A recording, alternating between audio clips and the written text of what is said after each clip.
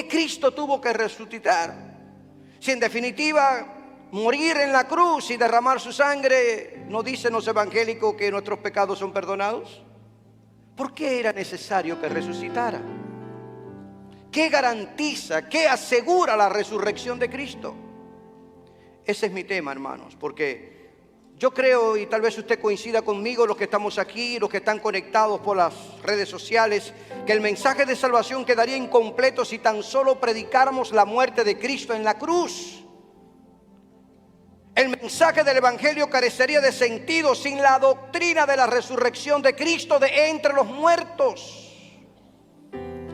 El cristianismo sería una religión vacía, hueca, una filosofía sin sentido, carente de propósito y dirección. Sería un engaño, sería una farsa. Si al igual que Mahoma o Buda, Cristo hubiera quedado en la tumba. No traería el cristianismo ningún resultado positivo a la vida de las personas que aceptan el Evangelio si Jesús no se hubiera levantado de entre los muertos. No generaría cambios transformadores, radicales en la vida de aquellos que profesan una fe viva en Cristo, que lo aceptan como su Señor y Salvador, que vive y vive para siempre. Creo que de Cristo no haber resucitado, hermanos y amigos, si Jesús no hubiese resucitado entre los muertos, la iglesia cristiana, la iglesia de Cristo jamás hubiera existido. 3 días después de su muerte en la cruz, se levanta y establece y ratifica que Él era lo que dijo que era, el Hijo de Dios. La base de la salvación la constituye la encarnación, la cruz y la resurrección. El pesebre le da sentido a la cruz y la tumba vacía le da sentido a la cruz. La resurrección de Cristo de entre los muertos es el acontecimiento central de la historia de la salvación. Y yo apenas quiero significarte en los minutos que me restan 3 verdades bíblicas que aseguran por qué Cristo resucitó y que necesitamos nosotros tener presente como iglesia. En un mundo, hermanos, en el que hoy hablamos de mucha filosofía, de muchas corrientes teológicas, de mucha apostasía, de mucho politeísmo, de mucha manipulación, es bueno que nosotros sepamos que la base de nuestra fe no está fundada en la manipulación de sentimientos, que usted viene a una iglesia y le habla solo de prosperidad. La base de nuestra fe está fundada en que Cristo murió y resucitó y recibió un nombre que es sobre todo nombre. Si la iglesia vive es porque Cristo vive. Una de las grandes verdades que la Biblia nos revela y que garantiza la resurrección de Cristo es que la resurrección de nuestro Señor Jesucristo asegura nuestro nuevo nacimiento. En la cruz del Calvario, Jesucristo, el Hijo de Dios, manifestó su amor por los pecadores.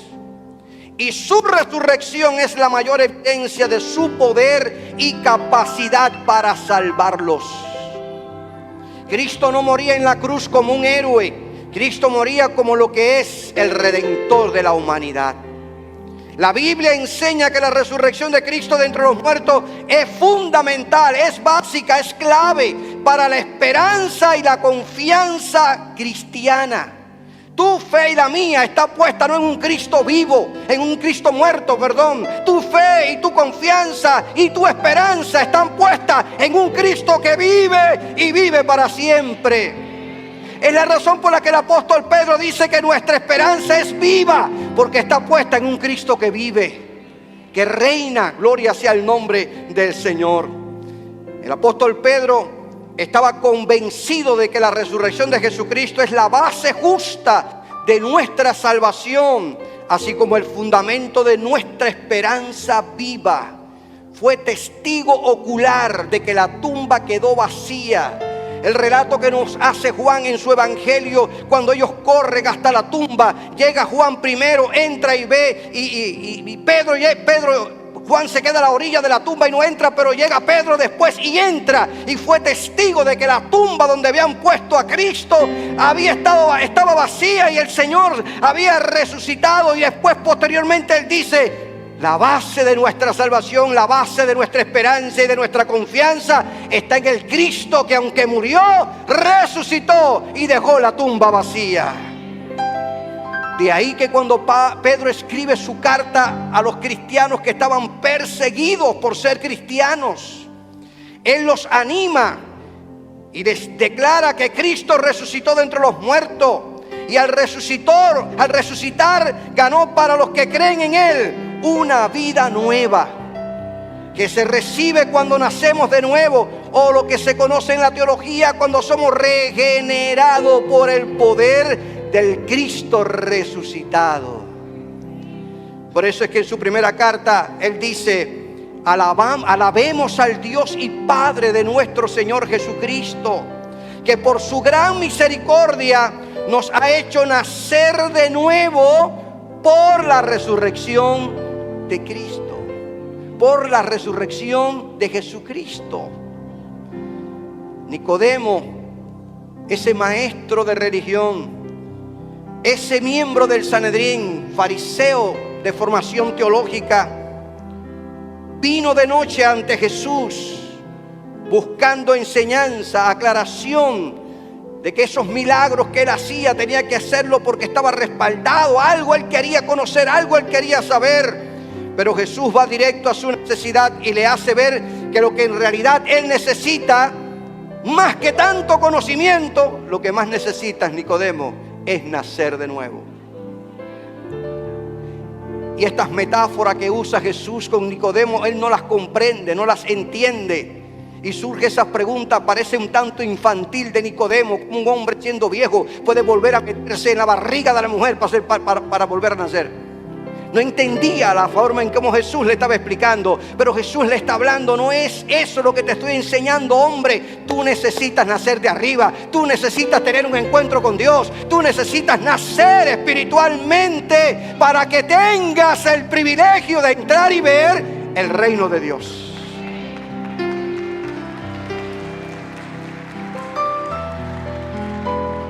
Jesús le hace ver a Nicodemo que es por ahí donde debe comenzar si es que él quiere ver el reino de Dios. Y le dice a este maestro de religión: Nicodemo, de cierto te digo, que el que no naciere de nuevo no puede ver el reino de Dios. Cuando nacemos de nuevo o somos regenerados, hermanos, amigos que están aquí hoy y que están conectados también, cuando nacemos de nuevo en Cristo, recibimos una vida nueva y entramos en una nueva relación con Dios como hijos suyos. Antes de nacer en Cristo, antes de abrazar la fe del Evangelio en Jesús, criaturas todos somos, porque Dios es el creador, pero hijos todos aquellos que nacen al poner su fe en el sacrificio que hizo Jesucristo en la cruz del Calvario. Gloria al Señor. Al nacer de nuevo recibimos esa vida nueva. Nuestros pecados son perdonados. Pasamos de muerte a vida, de condenación a salvación, y comenzamos a vivir y a madurar como cristianos, con la ayuda del Espíritu Santo. Entramos en una dimensión diferente en relación con nuestro Dios. Pero además, el que nace de nuevo lleva una vida recta, ama a los demás creyentes, no hace del pecado la práctica de su vida y no ama al mundo, sino que procura agradar a aquel que lo llamó de las tinieblas a su luz admirable, aquel que murió y resucitó para impartir una vida nueva y diferente. Es la razón por la que Pablo, cuando explica el nuevo nacimiento en su segunda carta a los Corintios, él dice que el que está en Cristo es una nueva creación de Dios, es una nueva criatura. Las cosas viejas, heredadas y recibidas y experimentadas en el pasado, son pasadas. Ahora en Cristo todas las cosas son hechas nuevas por el poder del Cristo resucitado. Y es una experiencia que la gente no entiende, que la gente no comprende. Que lo ven a usted y le dice, pero después de haber vivido una vida tan disoluta como la que viviste, y después de haber hecho tantas cosas condenables, censurables, me vas a decir ahora que metido en la iglesia tú vas a cambiar. Porque no entienden el poder del Cristo resucitado.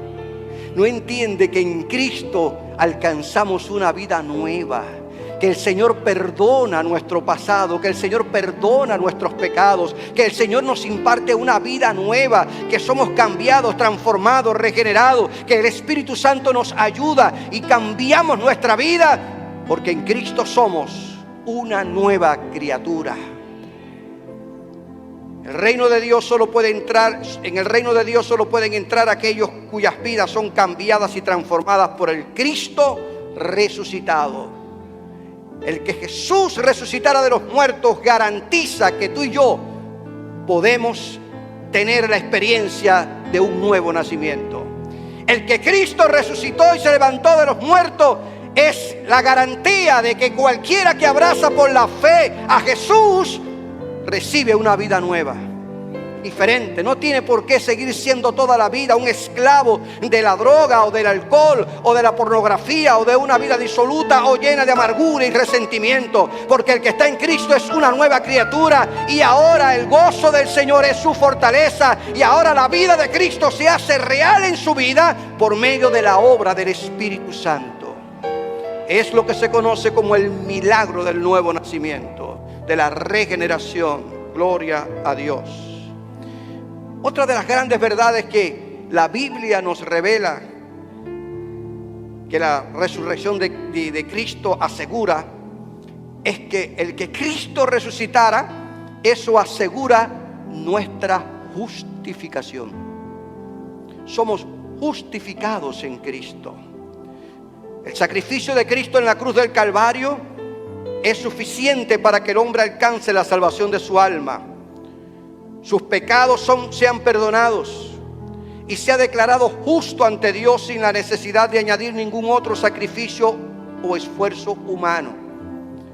Cristo hizo por nosotros lo que nosotros mismos no podíamos hacer para alcanzar una relación con Dios, con el Dios verdadero, creador del cielo y de la tierra. La muerte de Cristo en la cruz del Calvario fue un acto perfecto de justicia, porque satisfizo, cumplió la ley de Dios. La Biblia dice en 2 Corintios capítulo 5 versículo 21, al que no conoció pecado, por nosotros lo hizo pecado, para que nosotros fuésemos hechos justicia de Dios en él. Esto implica, mis amados hermanos, que las consecuencias del pecado del hombre fueron imputadas a Cristo. Y las consecuencias de la obediencia de Cristo son cargadas o acreditadas a nosotros los que creemos en ese sacrificio. Jesús fue llevado a la cruz, considerado por los romanos como un revolucionario, como un rebelde. Como los judíos, fue llevado como un hereje, quien se había autotitulado como hijo de Dios. Sin embargo, Jesús moría como el Redentor. Jesús moría como el Salvador. Jesús moría cargando el pecado de la humanidad y convirtiéndose en el camino nuevo y vivo para que todos aquellos que ponen su fe en Él alcancen vida nueva y vida eterna. Dios perdona nuestros pecados y nos adopta como hijos. No porque tenga un buen corazón que le permite perdonar la pena y cancelar la deuda de los pecadores, sino que por su gracia, por su bendita gracia que se manifestó en la muerte y resurrección de su Hijo Jesucristo a favor de nosotros, es que somos declarados hijos de Dios. El Señor nos mira, el Padre nos mira a través del sacrificio de Cristo.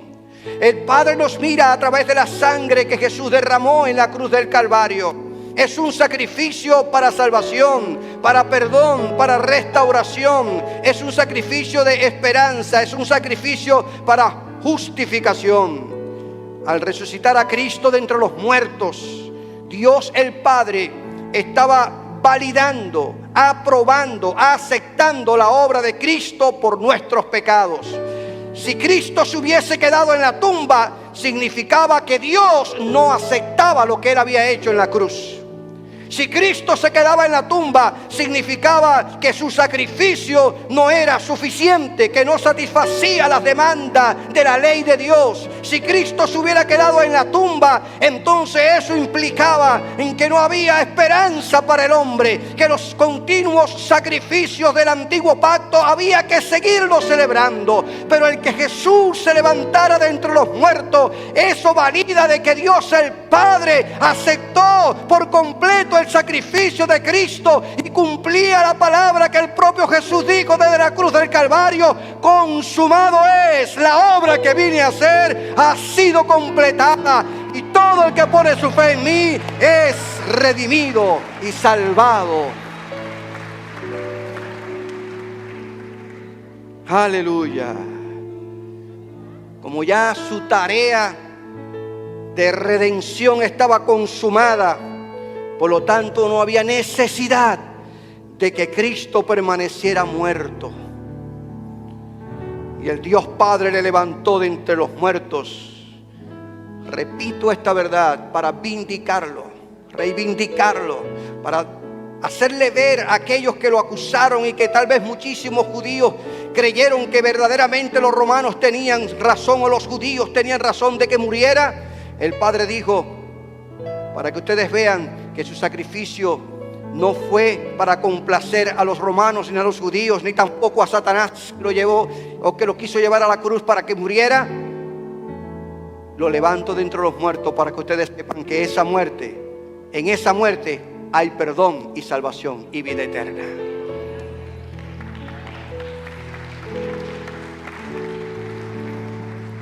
La Biblia dice que Cristo ofreció un solo sacrificio por los pecados, que es suficiente para todos los tiempos. Luego Dios lo exaltó hasta lo sumo y le dio un nombre que es sobre todo nombre, y lo sentó a la derecha en su trono eterno, para corroborar una vez más que el sacrificio de Cristo en la cruz satisface las demandas del Dios de los cielos y cubre multitud de pecados. Gloria a Dios.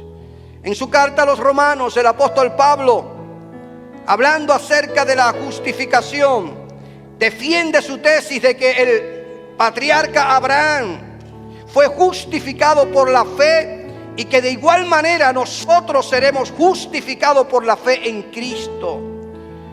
En su carta a los Romanos, capítulo 4, versículos 24 y 25, el apóstol Pablo dice: creemos en el que levantó de los muertos a Jesús, Señor nuestro, el cual fue entregado a la muerte por nuestros pecados y resucitó para nuestra justificación.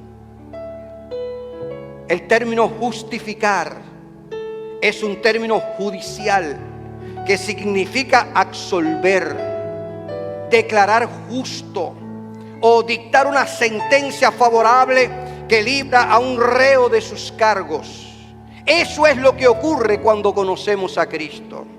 Por nuestros delitos y nuestros pecados, por nuestra rebeldía contra Dios, no es que hayamos cometido ningún tipo de homicidio, no es que andemos en una vida disoluta. Simple y llanamente la Biblia dice que por cuanto todos pecaron, están destituidos de la gloria de Dios y condenados, destinados a una eterna condenación. Pero cuando comparecemos ante Dios, el juez justo, en vez de recibir una sentencia de condenación, somos absueltos de la culpa y declarados justos ante los ojos de Dios. Y eso lo alcanzó Cristo en la cruz del Calvario. Y esa bendición de ser justificados y declarados justos ante Dios se valida con la resurrección de Cristo de entre los muertos. Tú y yo estábamos en el banco de los acusados. Nuestros pecados, nuestra rebeldía contra Dios dictaba una sentencia de condenación eterna. Es la razón por la que Cristo, como se ilustró, vino, se encarnó en la persona de Jesús, murió, derramó su sangre, y ese sacrificio hecho una sola vez y para siempre es válido para que todo aquel que pone su fe en ese sacrificio sea declarado justo en la presencia del Padre. Aunque Satanás viene a acusarte como un fiscal, aunque Satanás viene a condenarte, la sangre de Cristo nos limpia de todo pecado. Tenemos ante la presencia del Dios creador del cielo y de la tierra a alguien que nos justifica, al abogado defensor, aquel que tiene las marcas en sus manos y en sus pies y en su costado, aquel que dice: yo di mi vida por él, yo derramé mi sangre por él, yo me levanté de los muertos por él, y hoy somos declarados justos porque nos es imputada la justicia de Cristo a nuestras vidas.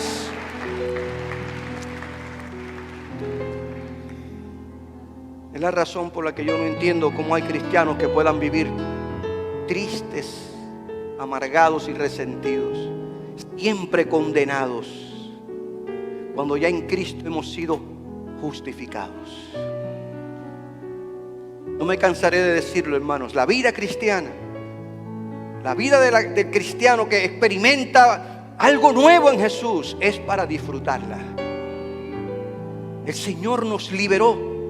Me encanta la dinámica del apóstol Pablo en su carta a los Romanos para enseñarnos que ya cuando estamos justificados en Cristo, el poder del pecado no nos domina, porque ahora en Cristo somos una nueva creación. Pablo vuelve a abordar la doctrina de la justificación en el capítulo 8 de su carta a los Romanos.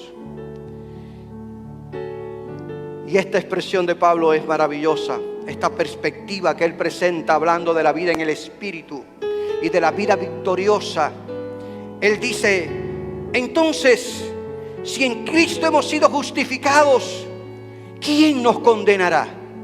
Hace esa pregunta. ¿Quién nos condenará? Él mismo se responde y dice: nadie. Y nadie es nadie. Nadie.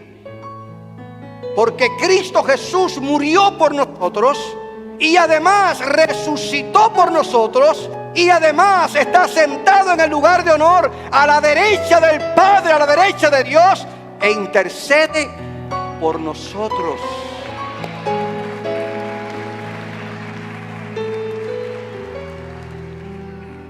Esa es una verdad que nos libera. Por eso yo no entiendo cómo puede haber púlpitos en los cuales no se puede hablar de arrepentimiento y de reconocimiento del pecado cuando el Evangelio nos habla que esa es la esencia de la verdad que Cristo vino a proclamar. ¿Hacía falta que alguien muriera por nuestros pecados? Pablo dice: Jesús murió por nuestros pecados. Pero hacía falta alguien que resucitara para validar esa muerte. Dice Pablo: Jesús resucitó.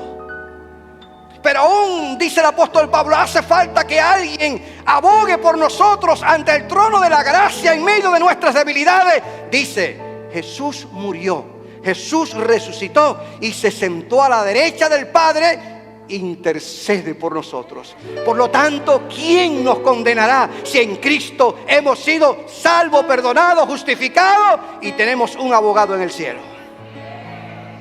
Gózate y alégrate, hermano.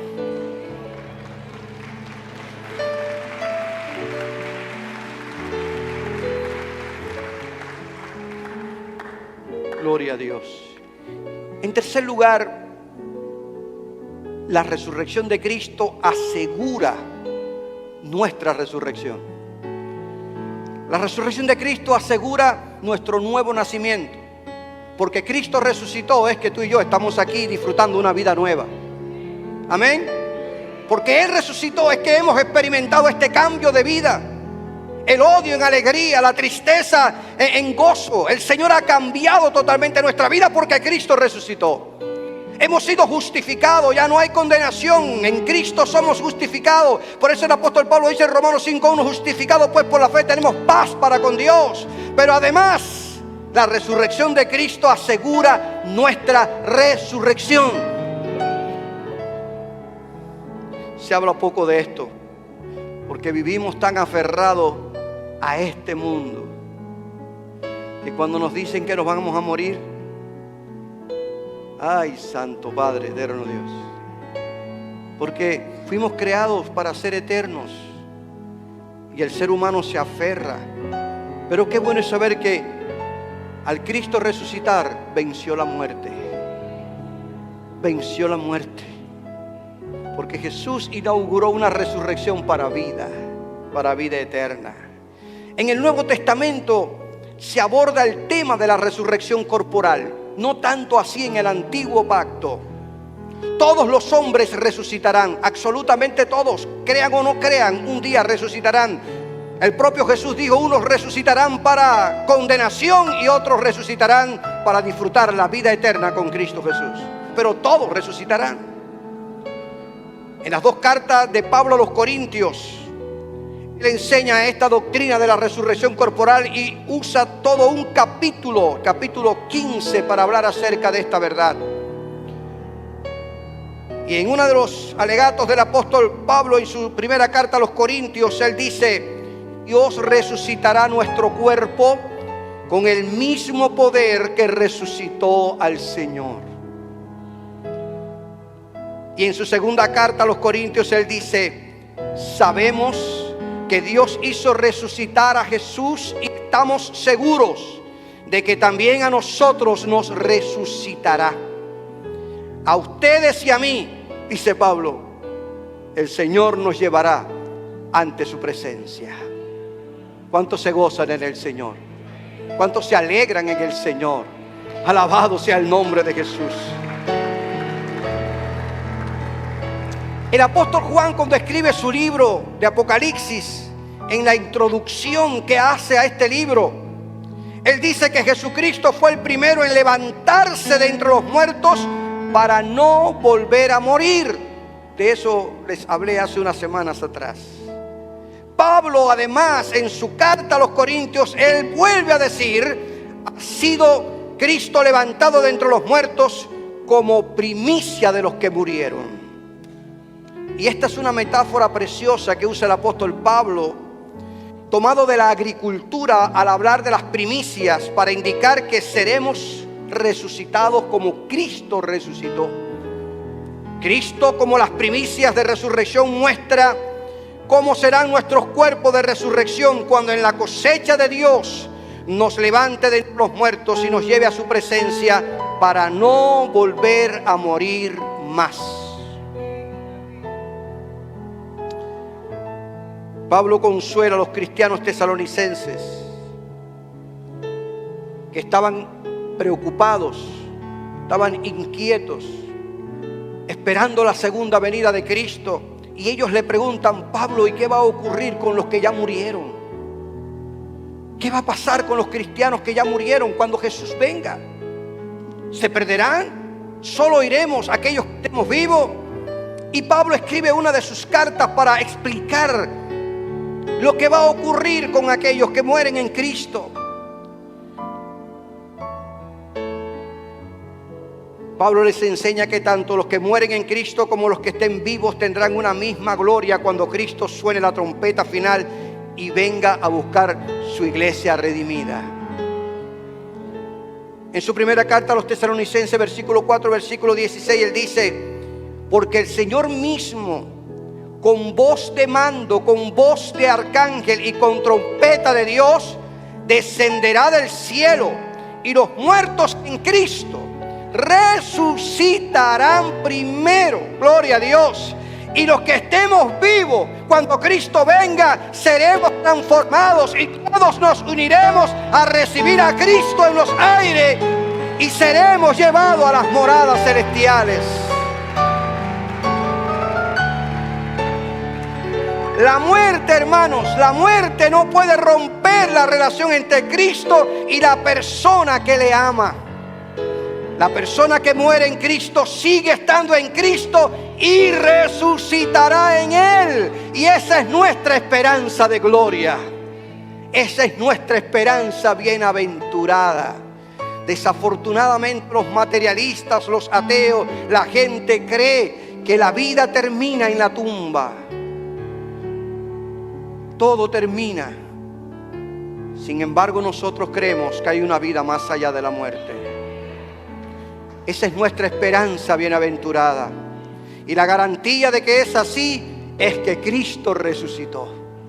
Es que Cristo se levantó de entre los muertos e inauguró una resurrección para vida eterna. Gloria sea el nombre del Señor. Quiero recordarles que en el Nuevo Testamento la esperanza de la resurrección, lejos de conducir a los creyentes, lejos de conducirnos a un descuido de nuestras tareas y responsabilidades en esta vida, más bien nos da sentido y estímulo para esforzarnos y sacrificarnos y servir a Cristo hasta el último suspiro y aliento de nuestra vida. Gloria al Señor. Aleluya. En esta vida nosotros anticipamos en fe y esperanza y amor la calidad de vida que nos aguarda en las moradas celestiales. Miren, amados hermanos y amigos, el mercado bursátil puede caer, los edificios se pueden quemar, los bancos se pueden ir a la quiebra y la gente perder toda su plata, los doctores se pueden equivocar y cortarle una pierna que no era la que debía que cortar. Pero las buenas cosas que Cristo da nunca fallarán, porque están sobre la base de un hecho irreversible, y es que Cristo se levantó de entre los muertos.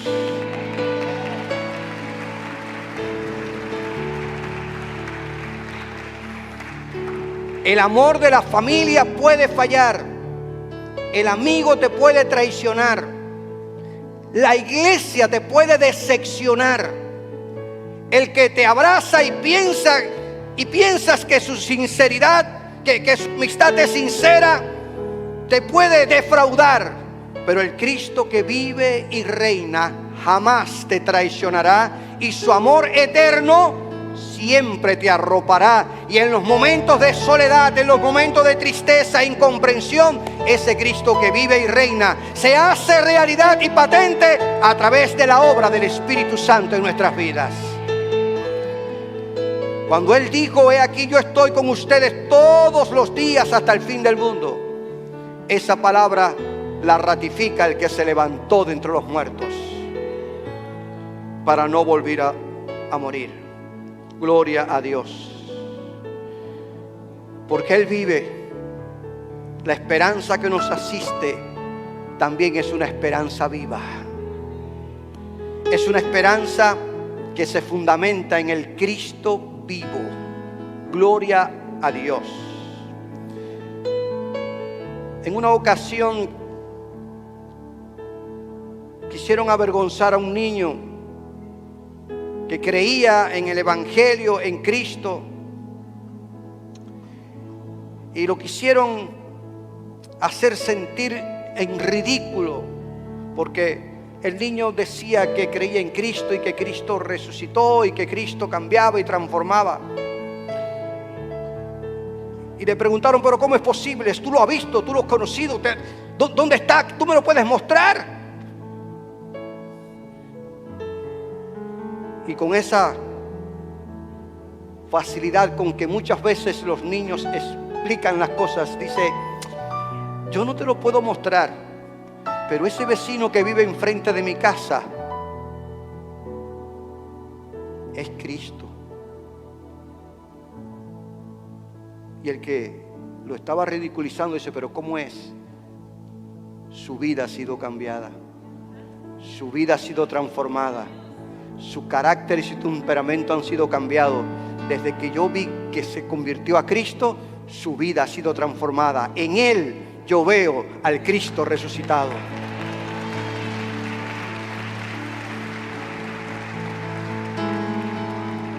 La mayor evidencia de que Cristo vive es la iglesia. La mayor evidencia de que Cristo vive es la vida de un cristiano. La mayor evidencia de que Cristo reina es la vida de aquellos que abrazan la verdad del Evangelio. El estar convencido de la resurrección de Cristo, mis amados hermanos, y que nosotros también seremos resucitados, debe animarnos a continuar firmes en la obra del Señor, como le dice Pablo a los Corintios, sabiendo que todo lo que hacemos por llevar las personas al reino de Dios y edificarla, tendrán un resultado positivo. No nos podemos cansar de anunciar esta verdad.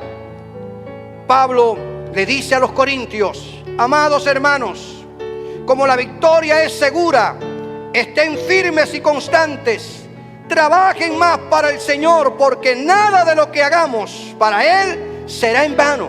¿Y por qué dice estas palabras? ¿Dónde usa Pablo estas palabras? Para cerrar su doctrina de la resurrección, diciendo: si Cristo se levantó de los muertos, entonces todo lo que nosotros hacemos para expandir su reino tendrá un resultado positivo, porque servimos al Cristo que vive y reina y que no nos dejará en vergüenza.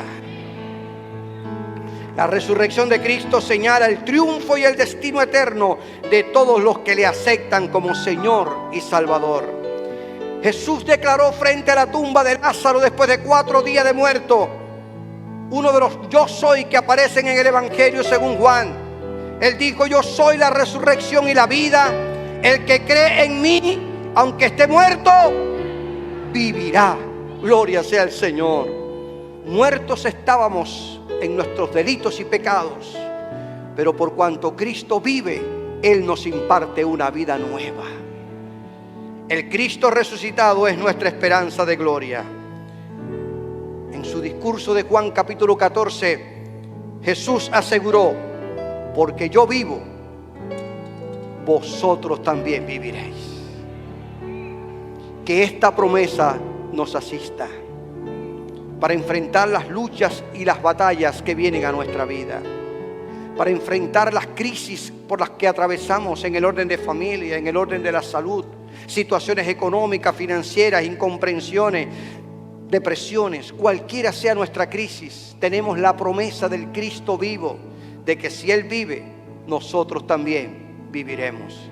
Y no solamente lo debemos enmarcar en la vida eterna, porque Jesús dijo que la vida eterna comienza a disfrutarse desde el momento en que le conocemos a Él, desde el momento en que venimos a Él, desde el momento en que abrazamos la verdad del reino, comenzamos a experimentar la vida del reino. Disfrutemos la vida nueva que Jesús nos da, y digamos ante las batallas de nuestra vida: porque Cristo vive, yo viviré y yo triunfaré, y si Él venció, yo también venceré.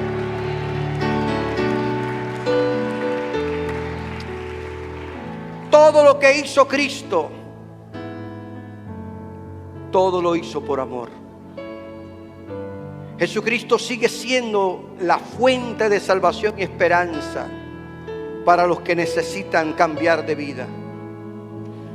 Tal vez en algún momento de reflexión se ha estado buscando una respuesta, una solución. Matrimonios en crisis, familias en dificultades, niños, adolescentes y jóvenes pasando por luchas y batallas, y no se encuentra una puerta de escape. Jesús dijo: yo soy la puerta. Necesitas el cuidado,